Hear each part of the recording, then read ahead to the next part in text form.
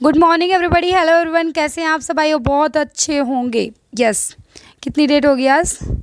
6 अक्टूबर। Okay, ठीक है। 11 दिन ही बचे हैं आपके एग्ज़ाम के। सो डरो मत, बहुत ही अच्छे से प्रिपेयर करो, अपने एमसीक्यूज़ वगैरह लगाते रहना, ठीक है।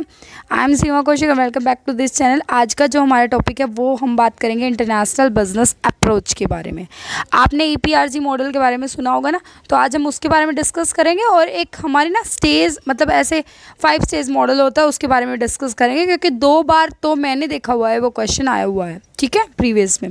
बाकी आपने देखा होगा तो 3-4 बार भी आया हुआ है, राइट।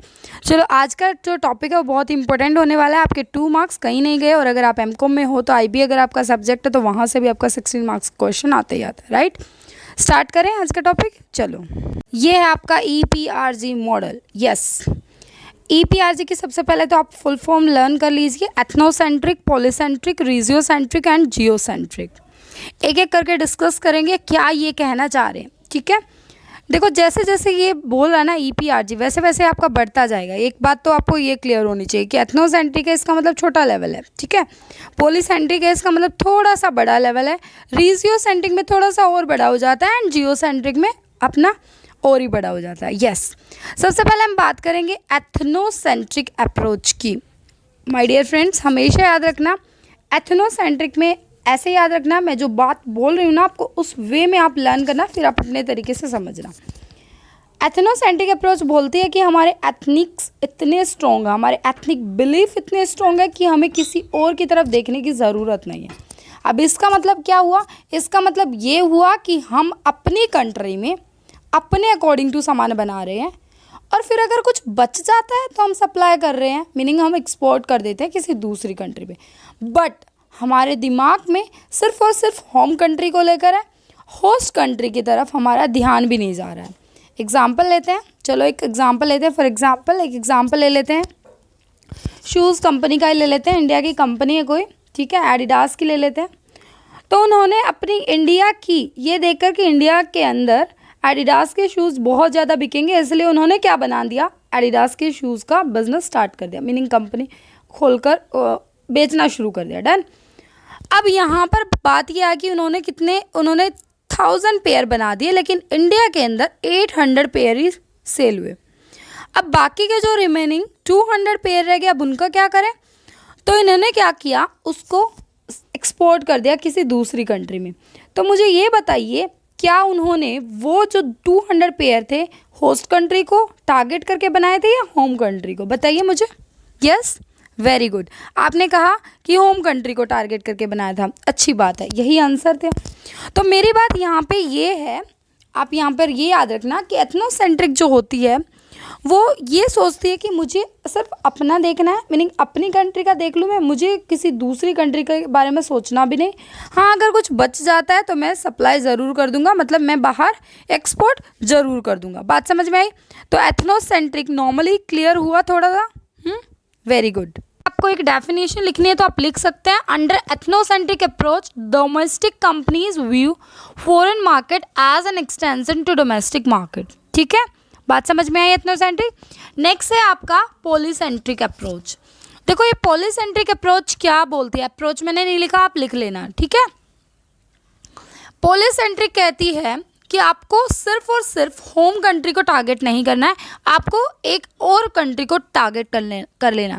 देखो, नाम से क्या क्लियर हो रहा है, आपको क्या समझ में आ रहा है? पॉलीसेंट्रिक, पॉली मतलब 2, समझ रहे हो, मीनिंग एक तो आपकी कंट्री और एक कोई दूसरी कंट्री, ठीक है। यहाँ पर बात हो रही है 2 कंट्री के बारे में बात। तो इसका मतलब ये हो रहा है कि एक तो आप अपनी कंट्री को टारगेट कर रहे हो, मीनिंग आपने अपनी कंट्री को टारगेट बनाया कि एडिडास के शूज़ आपके में बहुत ज़्यादा सेल होंगे, तो आपने एडिडास के शूज़ बना दी, ठीक है। अब दूसरा, आपने किसी दूसरी यूएसए ने जो भी मान लीजिए यूएसए ने जो भी बोल दिया, यूएसए ने बोला कि आप हमारे नाइकी के शूज़ बना दो, ठीक है। तो हमने उनके पेयर अलग से बना दे, उन्होंने कहा कि हमारे 500 पेयर पहुंचा दो, तो हमने उनको टारगेट करके 500 उनके बना लिए, 500 अपने बना लिए, या आपने ज़्यादा बना लिए, उनके ज़्यादा बना लिए, जो उन्होंने कहा हमने उनके अकॉर्डिंग टू टारगेट कर लिया। जब हम 2 कंट्री को टारगेट करते हैं तो उनको बोलते हैं पॉलीसेंट्रिक अप्रोच। बात समझ में? Very good. 3rd नंबर पर आता है हमारा रीजियोसेंट्रिक अप्रोच। देखो, नाम से क्या क्लियर हो रहा है, रीजियो मतलब रीजनल की बात हो रही है, मतलब रीजनल ओरिएंटेड है बात हो रही है, समझ रहे हो मेरी बात। इसका मतलब जो हमारी कंट्री के रीजन में आते हैं, आस पड़ोसी देश है ना, वो हमें ये कह रहे हैं कि आप ये प्रोडक्ट बनाइए, ये प्रोडक्ट बनाइए, ठीक है, और हम उनकी मान के उनके अकॉर्डिंग टू प्रोडक्ट बना देते हैं। तो वो क्या हो गया आपका रीजियोसेंट्रिक अप्रोच। मेरी बात समझ में आ रही है? Very good. अच्छा जी, मैंने इसका ना इससे पहले वाले की भी डेफिनेशन नहीं लिखवाई, आप लिखो फटाफट। Under polycentric approach companies establish foreign subsidiary and empower in executive. अगर आपको सब्सिडरी वर्ड मिल जाए तो आपको लिखना है पॉलीसेंट्रिक अप्रोच, और अगर आपको सब्सिडरीज वर्ड दिख जाए तो आपको लिखना है रीजियोसेंट्रिक अप्रोच। बात समझ में आई ना बिल्कुल अच्छे से, ठीक है, वेरी गुड। उसके बाद लास्ट में टॉपिक आता है आपका जियोसेंट्रिक अप्रोच। अरे जियो जियो जियो मतलब पूरे वर्ल्ड के लिए जियो, है ना, अकेले के अपने अपने लिए नहीं जीना, पूरे वर्ल्ड के लिए जीना। तो ऐसे याद रखो, जब आप पूरे होल वर्ल्ड को एक सिंगल कंट्री या एक सिंगल विलेज की तरह ट्रीट करते हो, मीनिंग सारी जगह पर सेम, ठीक है, तो उसको बोलते हैं जियोसेंट्रिक अप्रोच। बात समझ में आई? यहाँ तक क्लियर हुआ आपको? अभी मैं आपसे पूछूं ईपीआरजी मॉडल, तो आपको नाम याद होगे, एथनोसेंट्रिक, पॉलीसेंट्रिक, जियोसेंट्रिक, रीजियोसेंट्रिक, ठीक है। इनका ये भी पता चल गया कि इनको क्या बोलते हैं। एथनोसेंट्रिक मतलब हमारे एथिक बिलीफ इतने स्ट्रांग है कि हमें किसी दूसरे की तरफ देखने की ज़रूरत नहीं, हम अपने अकॉर्डिंग टू प्रोडक्ट बनाएंगे, राइट। दूसरे नंबर पर पॉलीसेंट्रिक था। पॉलीसेंट्रिक बहुत ही ईजी है, दो, पॉली मतलब दो, तो मीनिंग दो को कंसिडर कर रहे हैं, ठीक है, होस्ट और होम कंट्री को। थर्ड नंबर पर आता है हमारा रीजियोसेंट्रिक, जिसमें हम रीजन मतलब रीजन ओरिएंटेड हो गया, ठीक है, एक दो चार पांच आसपास के देशों को कंसिडर कर रहे हैं। तीसरे नंबर लास्ट नंबर पर आता है आपका जियोसेंट्रिक, मतलब जीरो रे जीरो पूरे जियो, कहने का मतलब है कि पूरे होल वर्ल्ड को जब हम एक सिंगल कंट्री या सिंगल विलेज की तरह ट्रीट करते हैं। यहाँ तक क्लियर हुआ? ओके, अब हम बात करेंगे, अब आता है आपका 5 स्टेजेस ऑफ इंटरनेशनलाइजेशन। देखो माय डियर फ्रेंड्स, मैं आपको बता देती हूँ, ये क्वेश्चन 2 बार रिपीट हुआ है, और अभी मतलब कहने का मतलब ये है कि एक बार तो जून में हुआ था ये रिपीट, जून अभी 2019 में जो एग्ज़ाम हुआ था तब हुआ था, और एक बार पहले आया हुआ है, राइट। और अगर आपको भी पहले उससे पहले भी दिखाई दिया हो तो आप देख सकते हो, ये बहुत इंपॉर्टेंट है। इसकी पता है सीधी सीधी स्टेजेस पूछी जाती हैं कि पहले नंबर पर कौन सा आएगा, मीनिंग आपको ये प्रोसेस में लगाना होता है, ठीक है। तो मैंने पता है इसको किस तरीके से याद किया, मैं अपना बताती हूँ तरीका। मैंने याद किया कि DI मैनेजमेंट, DIMGT, कहने का मतलब है जब आप DI को सोल्व करते हो, डाटा इंटरप्रिटेशन को सोल्व करते हो, तो उसमें मैनेजमेंट ज़रूरी है, राइट। तो मैंने इसी तरीके से याद किया है इसको, आप भी इसी तरीके से याद करिएगा। D का मतलब है डोमेस्टिक कंपनी, I का मतलब है इंटरनेशनल कंपनी, M का मतलब है मल्टीनेशनल कंपनी, Z का मतलब है ग्लोबल कंपनी, एंड T का मतलब है ट्रांजिशनल कंपनी।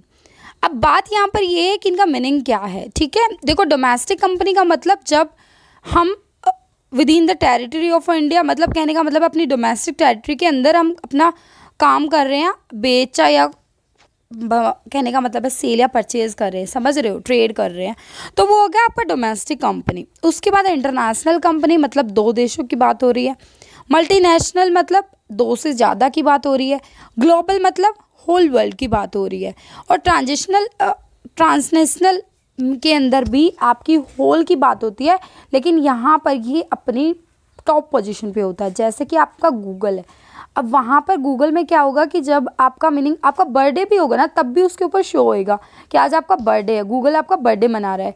कहने का मतलब ये है कि ये बिल्कुल मतलब अपने टॉप पोजीशन पर है होल वर्ल्ड के अंदर, इसलिए इसको बोलते हैं ट्रांसनेशनल कंपनी, ठीक है।